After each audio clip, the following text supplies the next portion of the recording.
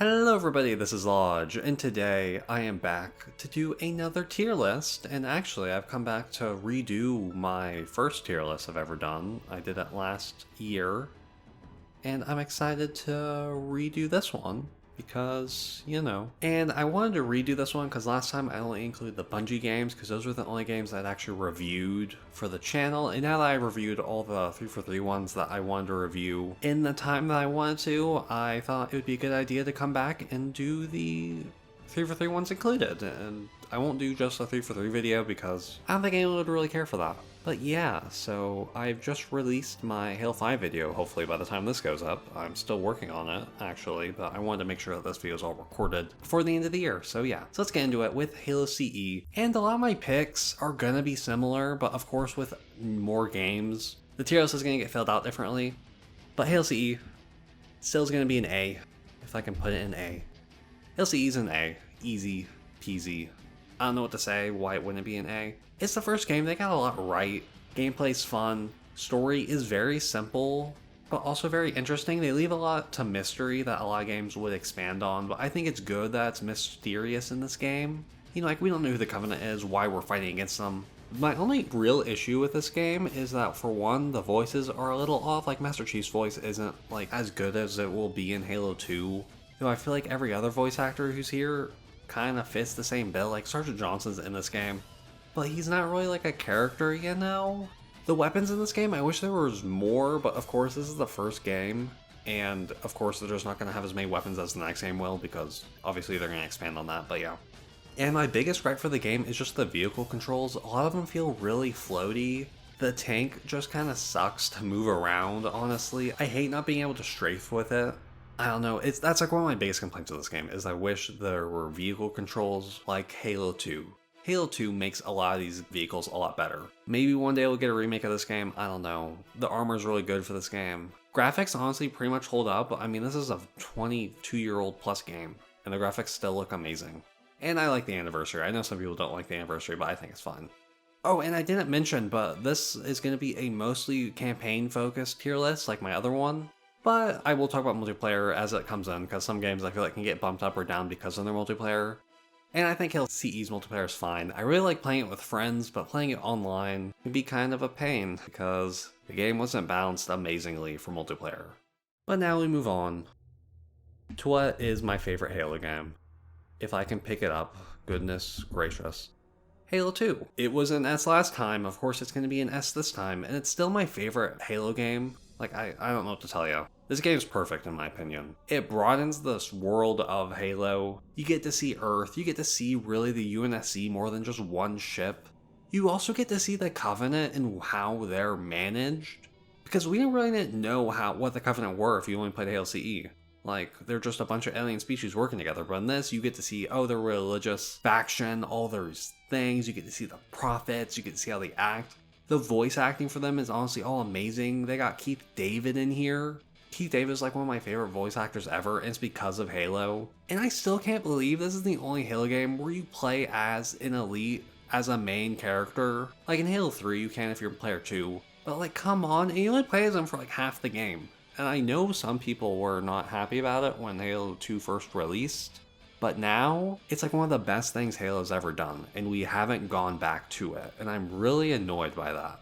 They fixed a lot of stuff from Halo CE, just honestly a whole lot more weapons in there. They had dual wielding, which I've gone back and forth on over the years, but I think it's really good now, but obviously they threw it out for a reason. The brutes were a great addition. I don't like the drones, but that's not Halo 2's fault, because they are terrible in every game they're in. Boarding's great. I don't know. Halo 2 is just amazing. I love that campaign. It's so good. I love how you're on Earth. I love how you go to Delta Halo. I love seeing the Grave Mind. I don't know. They made Johnson a real character in this game. I don't want to say this game's perfect, because obviously there's still more you can kind of change. And obviously the story had a different ending, though I really like the way that they ended this game. But I think this is the perfect Halo game. And I don't want to say this is where you should start, because I do think you should start at Halo CE, because I think that's a good starting point. But Halo 2 is just as good of a starting point. You play as the guy who was in charge of keeping Halo a peace. The Arbiter's whole story is so interesting, and I feel like they threw it away after this game. But I don't know, Halo 2 is amazing. I also love the anniversary edition of Halo 2. The Blur cutscenes are some of my favorite cutscenes in Halo. Honestly, everything Blur worked on, I really enjoy. But yeah, Halo 2, really good. I don't know what to say about it. I said it a lot in my last tier list. And I want to make videos going back to Halo C and Halo 2 in the future so I can really talk into them. But we'll see when that happens. And we're going to move on to a controversial pick. But since there's more Halo games, it gets bumped up. And that is Halo 3 in C tier. And yeah, I know some people won't be happy about this. But I'm not the biggest fan of Halo 3. I have kind of come around to it since my last tier list, but I still think it's the weakest of the trilogy. A lot of the things that they set up from Halo 2, I just feel like aren't there. Like, the Arbiter does get his story kind of fulfilled, but he's the second character. And Master Chief, his overall story isn't very interesting for what you do as a player until you get to like the Cortana missions, but that mission's not very good. And honestly, all the Cortana moments aren't very good. I really love the idea of them. Kind of gives you like these visions almost of what, like you don't know what's going on, but it stops the gameplay down to a halt. And on repeat playthroughs when you don't really care too much about the story, it's not that great. I gotta say, I wish it was better, because it isn't handled amazingly. And I think it could have been handled better, but I don't know. I mean, I like the quotes. And gameplay, I think it's fine. It's a little slow, I feel like. Like, Halo 2 felt a lot faster, but you were also so much weaker in Halo 2, which is another downside to that game. And in Halo 3, I feel like you have enough, like, health to survive. But I just feel like really slow. And I don't know how to explain it. The Scarabs were a great retooled, though. I thought they were very good in Halo 3. They were like some of my favorite boss fights. Like every single encounter with the Scarabs in Halo 3 can be played differently. You have multiple ways of going about it. And usually I just do the same thing I always do, but now and then I kind of like to switch it up, you know? I mean, you can switch it up in so many ways that's just so interesting that other boss fights in Halo I feel like you don't get to do. But they also took away dual wielding for the Needler, so this is why this game's in C tier. But yeah, overall I like it. I just wish it was better, and also the deaths to Johnson and Miranda Keys I don't really like, because it felt like Bungie was just like, okay, how do we toss these things away since we're not making any more games in the future? And it would have been cool to have Johnson in future games, but nope. Okay, now we're on to the first Halo spin-off. Halo Wars. I think it's good in B. Yeah, I think it's good in B. I was thinking of bumping up to A, but B is a perfect place for it, in my opinion. But yeah, Halo Wars, I think it's good. I'm not the biggest fan of RTS games. Like, other than Pikmin, the Halo Wars games are the only RTSs I've ever played, and I think it's fine overall. I really like all the new, like, vehicles and stuff that they added into the Halo universe, like the Locusts are some of my favorite stuff ever in Halo. Like, it just looks so cool. And I think the addition of more Spartan 2s is really cool, because I guess this is the first time we actually saw other Spartans other than Master Chief in a game. And it's really good. And the cutscenes, which I believe were done by Blur, they're a little bit different to how they were done nowadays, but they're really good. The story's interesting. I like that it doesn't kind of revolve around the same things we found in the original trilogy. They kind of bounce off it, and honestly kind of, at least at the beginning, focusing on Harvest is such an interesting point in the story. Because Harvest was the first time we saw the Covenant, though of course this is taking back Harvest, so we don't really get to see that. If you want to see that, read Contact Harvest, because that's a really good book. But yeah, I like the point in the story it's taking place. I like all the characters, I like Forge. And yeah, I don't know. I don't remember Halo Wars too much. I actually do need to replay it, and I'm thinking of making a video on it, but we'll see if that happens in the future. But yeah, overall, Halo Wars, I think it's a fine game. I wish they would do more Halo Wars, but of course, we can't have what we want. And now to the second spinoff, Halo 3 ODST. I think it goes in A tier, easily. It's the first FPS spinoff. Its engine was the same as Halo 3's, so there's not a lot of new stuff added to the game. They added a lot of filters and a couple new weapons. But I think this game stands on its own with Halo 3, or not Halo 3, with other Halo games. So I didn't get into Halo until after a lot of these games came out. So I didn't buy Halo 3 ODST when it came out, but I believe it was kind of like a DLC / standalone thing that you could do. But I feel like there's a reason people really think of Halo 3 ODST as its own game, because of how good it is. This is the first game we saw Buck in. Honestly, the whole kind of ODST team, the rookie, people love them all. This is also the first game that we see engineers in, which is really weird because I don't think of this as the first engineer game. I feel like they had been in it before, but they haven't. And it's also weird because they're in books way before this, but whatever. But yeah, I thought the campaign was done interesting for that. Like, you as a rookie trying to figure out what's happened, you're roaming around the city at night, it slowly becomes day. The ODST team all has their own missions doing different things, so you see, like, you're stuck on Earth, but you see a variety of environments that I think is really cool. Like, Halo 3 also had a variety of environments, but you also went to like the Ark and stuff, so it made sense. But for ODST, you're stuck on Earth. You're stuck kind of in the city / around the city of New Mombasa, but it feels so different all around. And this also takes place in between, or during Halo 2, which is also interesting, and always made me question, why is this called Halo 3 ODST if it takes place during Halo 2? This is a good game. I wish they would make another Halo ODST, but we can't have what we want, right guys? That'd be too fun. Yeah, I think this is a game that makes a lot of people fans of ODST, because this is also the only Halo game, I'm pretty sure, where you don't play as a Spartan. I just wish they would make more, you know? Like, give me a Halo Infinite ODST. I love the soundtrack, I love the feel of this game. It's such a good game. And now we're on to another good game. Halo Reach. I gotta put an S. I know some people may disagree, but it's an S tier. The campaign is so good, you're on Reach, and it falls.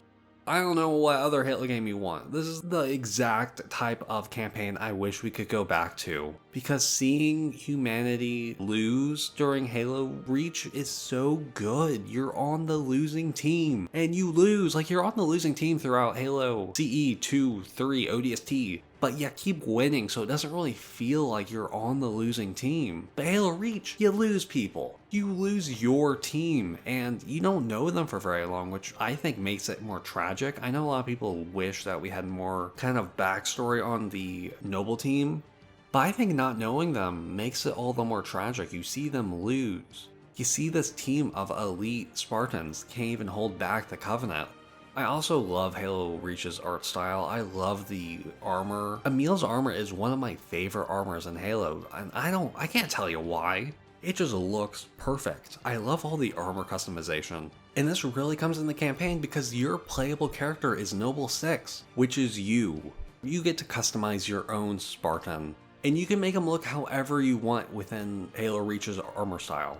And I think that is so great, and I can't believe we've only had like one other game attempt this with a campaign-like thing. And I feel like it's why everyone has such an attachment to Noble 6. Like, Noble 6, I can't tell you his story outside of Halo Reach, outside that he's like a pilot or whatever.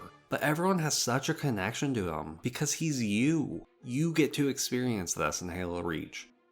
And I have a whole Halo Reach video where I dive really deep into it. But I just love Halo Reach, and it's also the Halo game I played with my friends. Like, it's kind of weird because we went from Halo CE, played a little bit of Halo 2, and then went straight to Reach. And Reach is what we played for a ton of it. And it's part of the reason why I also like Halo CE, but Reach, I feel like it just has everything. I'm not the biggest fan of its multiplayer overall, but those custom games are just so fun.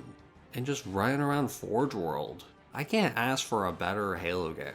And I wish the story of Halo could bring us kind of back to this Halo Reach style of game, like maybe a Halo Harvest game where you play as Johnson or something where you're on Harvest and it kind of falls. Though Johnson obviously lives, but we can get similar vibes from that.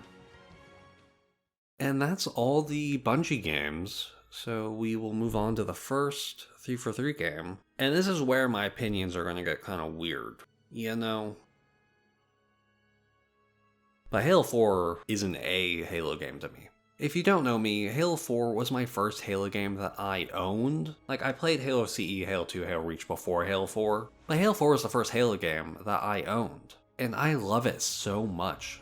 I know a lot of people don't like the multiplayer, but I played the multiplayer so much. I went in, I got the armor, like the Venator armor for doing all the assassinations. I grinded out that game so much just so I could get a couple shoulder pads or whatever. And the campaign. Oh my goodness, the campaign, in my opinion, is one of my favorite campaigns. Now, obviously, after Halo 3, I felt like it was kind of difficult to know what the universe would look like, and I thought they did a pretty good job having a sub-faction of the Covenant kind of branch off that's elite only. I thought that was kind of interesting. I wish the Brutes were in here, but we have an interesting type of Covenant for that.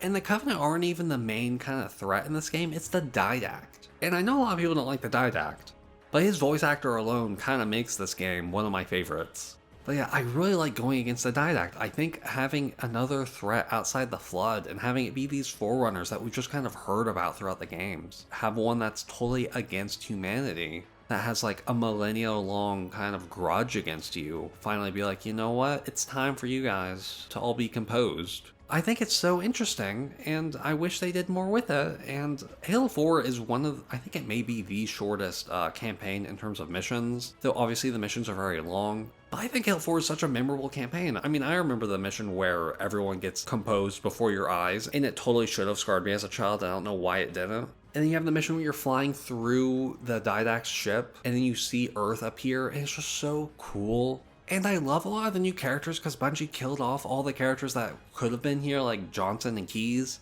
But I think Lasky's a great character, especially in this game where he really gets to shine. I think he's a great Johnson type character who's kind of on your side, but maybe not always on the ground. And I know a lot of people don't like Palmer, but I think she's fine in this game. She doesn't really get a ton to do in the main campaign, though in the Spartan Ops she actually does. And Spartan Ops is not great. I gotta say, Spartan Ops is the only thing that makes me want to bump it down to B, but I love Halo 4 too much to do it. Spartan Ops has too many missions. It's 50, which really makes up for the 8 main missions. But the first half is all multiplayer maps and sections from the campaign, and it's not great. And the second half's a little bit better, but then it starts to repeat that. I don't know, I have a video that no one really watched on Spartan Ops, so if you really want to hear my thoughts, do that. But yeah, Halo 4 I still think is a top tier Halo game, and I know a lot of people just don't agree with that, and it makes me sad. But yeah, I even like Master Chief's armor change. I think it's best in this game because I think the texturing looks really good in this game.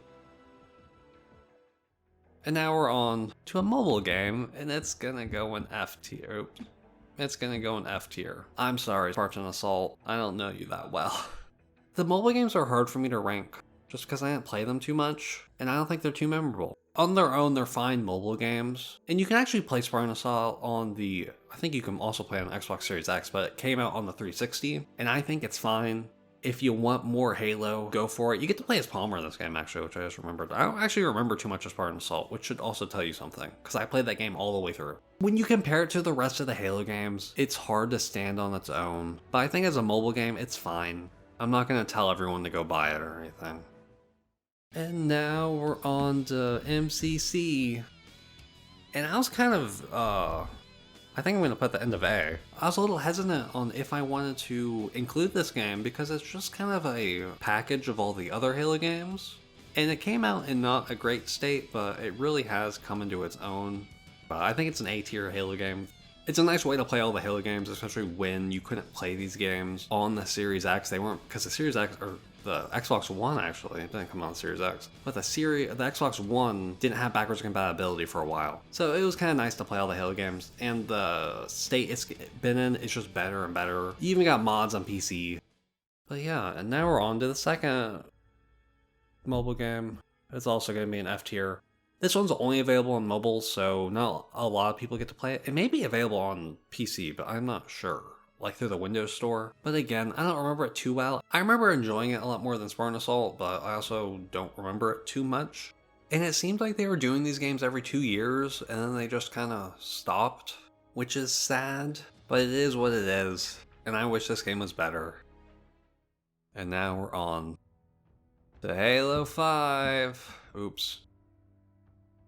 I think I gotta put Halo 5 in F tier, just so my standings with the Halo community aren't totally destroyed. And I played a lot of Halo 5, specifically the multiplayer. If I was just ranking these on multiplayer, I think Halo 5 could easily be an A tier Halo game, which kind of makes me want to bump it up to C, but I won't because that campaign is just not great. It's such a kind of like mess to where all the characters except for the players know what's happening. And the player characters are just kind of stumbling through and not knowing what's happening. I just made a Halo 5 video, so please go check that out if you want all my like full, well thought out thoughts. But Halo 5 could have been such a great Halo game if they just took a step back and it's like, alright, what are we going to make this game based off of? And I feel like it could have been a great Halo game, but it isn't. I don't know. I just made a Halo 5 video, so if you really want to know what I think about that, go check that out again. I like all the characters. I actually really like that they brought in Blue Team. I think that's cool. I wish they had more than 3 missions, but you know, what are you gonna do?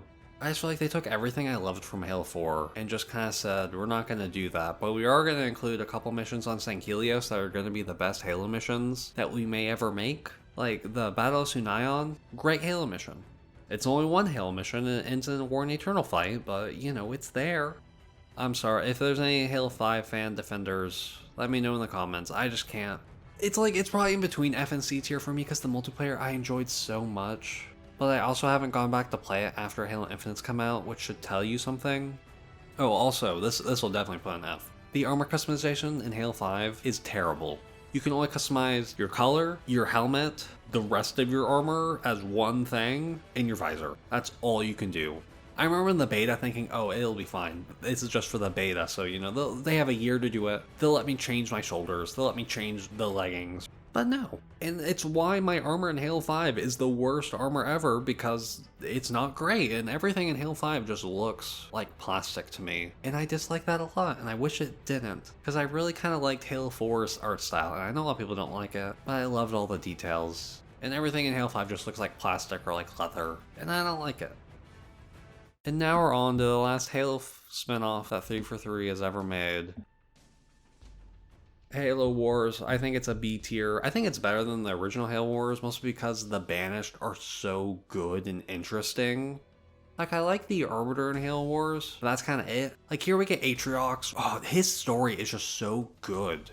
And the blur cutscenes in themselves are also really good, and I feel like Halo Wars 2. And I feel like Halo Wars 2 also really shows you what kind of characters Red Team is. Like, Jerome is so cool in this game. And you got Isabel. She's also really cool, and I just want more with them. I can't believe it's already been 6 years, and we've heard nothing about this.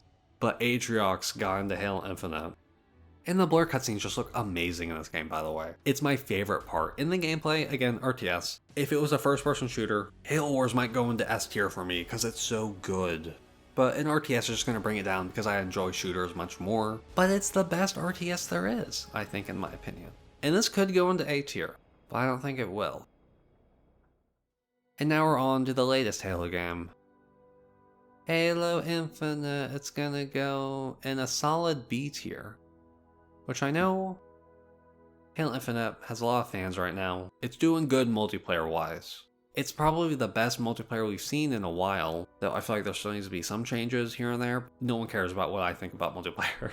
But yeah, I think it's the best place it's been in a long time. It's been 2 years, and it's way better. We recently got Firefight. We have a lot of modes that I really like Husky Raid, Squad Battles. I wish they'd throw in some more maps and more weapons, but, you know, maybe in a year we'll get that. But the campaign, I know a lot of people enjoyed it, but I didn't. I made a whole video of why I was disappointed with it. And I wish I wasn't disappointed. I wish this was great because I loved Halo 4 and I, at the time, thought Halo 5 was okay until I recently replayed it and realized it wasn't. But I've only played Halo Infinite through once. But I'm in the middle of a legendary playthrough. But I just don't think this game's well balanced enough for that. Like, the regular enemies are fine, but you get to a boss and the game just slows down. I know a lot of people praise the bosses of Halo Infinite, but I don't see it. Maybe it's because I've only played this game on Heroic and Legendary, but they just seem like bullet sponges. And if you have a different, perspective, please let me know. I want to know why a lot of people love the bosses, but so many of them are forgettable. I feel like they should have took time to really make them characters that I cared about, or maybe make me hate them. Like, Regret isn't a great boss fight in Halo 2, and Halo 2 is like the game of boss fights that I don't think do great, but I still thought punching him was fun. And Tartarus is Tartarus, but you know. That boss fight wasn't great. None of those boss fights are like that, to where you're just kind of shooting. I really like the equipment in this game. I think it's interesting. I wish a lot of the equipment was a little bit better for the user, but obviously balancing is just not going to come into it. And I just wish that we had more weapons in the campaign. I feel like I'm using the same ones over and over again. I also wish that this game didn't completely throw away the Cortana plotline. And this is spoilers for Halo Infinite, so if you don't want to hear, thank you for watching. Cortana gets defeated before you even play the game, and I don't think it's great. One of the biggest issues with that is that I love when a story can take a bad start and make it great. Like, Star Wars kind of did the opposite, where I thought it had a really good start and pretty good middle, but then the end just kind of it was like, nope, we're gonna throw that all away. I hate when stories throw away the past story because people think it's bad. I think you can make a story really interesting if you put some time and effort into making it interesting, but no, Cortana thrown away. She talks to you at the end of the game, but she's already dead. It's kind of tragic, which I like. I like Cortana's design. I like that she kind of looks like how she did in Halo CE. I love the Samuel part. I love when games throw in the book stuff, and Halo 5 did a lot of that, but I feel like it did it bad. And this game I feel like does it a lot better. But Halo Infinite I felt like just didn't do enough.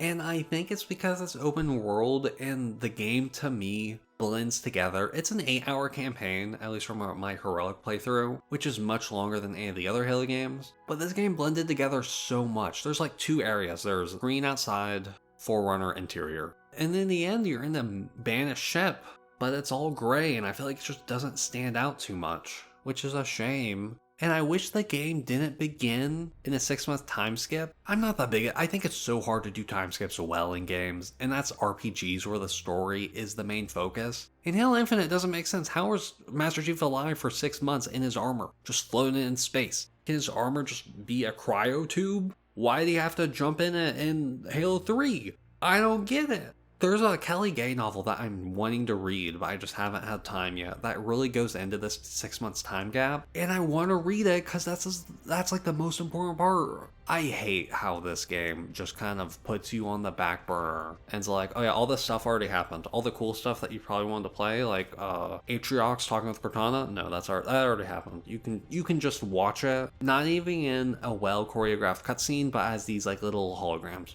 I'm also going to be talking about Halo Infinite a lot because I'm not going to do a video on that for at least a while. I want to do it in the future, but this is going to be the only Halo Infinite campaign video for a while, so just bear with me. But they wanted to do a God of War 2018 style camera where it doesn't cut, and it just does not work for Halo, I feel like. And they do a couple times where it like kind of goes behind a wall and it comes out of a wall and it's like, oh, here's the villains talking. But I feel like none of the camera angles are interesting. And I'm sure it's a tech feat where they're like, oh my goodness, yes, we were able to do it.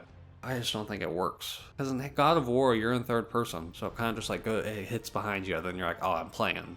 In Halo Infinite, you gotta push into Master Chief's armor, and it's kind of awkward. I don't know, there's a lot of moments I do like in this game, and it's why it's a B tier, like Master Chief talking with a pilot. The weapon, I think, is really good, but this game also ends on a cliffhanger, and I hate it. And this game actually had the perfect time for a Warthog run.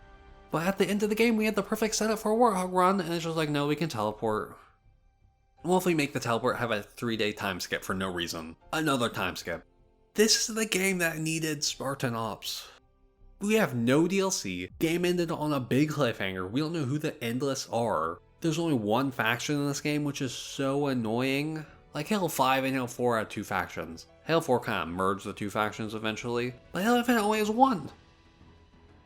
So yeah, that's my Halo Infinite tier list. I kind of ended it on a weird note of talking about Halo Infinite for a long time, even though it's a B tier game. But yeah, I think this is my definitive Halo tier list. I think it's pretty good. It's pretty even across the board. There's a lot in A, though if you get rid of the Master Chief Collection, same as B tier, which I think is fine. Halo 3 is alone in C tier, which I think that's where it should go, but some people disagree. But yeah, so let me know in the comments what you think about my tier list, and let me know what your tier list kind of is. You can just say, I disagree, I think Halo 4 should be at the bottom, I think Halo Infinite should be at the top, stuff like that. Or you can do whatever, and maybe you can subscribe, because I got some more Halo stuff in the future, like some mods, I don't know. And yeah, so I hope you enjoyed the video, have a good day, and goodbye!